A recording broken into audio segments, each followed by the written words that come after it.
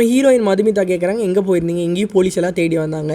அப்போ ஹீரோ சொல்கிறாங்க, நான் சாப்பிடல, ஹெல்ப் வேணும்னு சொல்லும்போது, என்னால் வந்து ஹெல்ப்பும் பண்ண முடியாது, நீங்கள் போய்க்கோங்கன்னு சொல்லிட்டு ஹீரோஸை அடித்து துரத்திடுறாங்க. ஆனால் அவங்க தாத்தா மட்டும் கூப்பிட்டுக்கிறாங்க வீட்டுக்குள்ளே, சாப்பாடும் போட்டுட்டு ஏதாச்சும் ஹெல்ப் பண்ணலாம் அப்படின்னு சொல்லிட்டு, எப்போ ஊருக்கு போகிறீங்க எல்லாம் கேட்கும்போது மதுமிதா கிட்ட வந்து நம்ம ஹீரோ வந்து ஹெல்ப் கேட்குறான். எங்களுக்கு வந்து காசு மட்டும் அரேஞ்ச் பண்ணி தான், நாங்கள் போய்ட்டு இன்ட்ரெஸ்ட்டோட கூடி கொடுத்துட்றோம் அப்படின்னு சொல்லும்போது மதுமிதா சொல்கிறான், என்கிட்ட எப்படி காசு இருக்கும், என்கிட்டலாம் காசு இல்லை அப்படின்னு சொல்லிட்டு லேப்டாப் முன்னாடி இருக்கான்.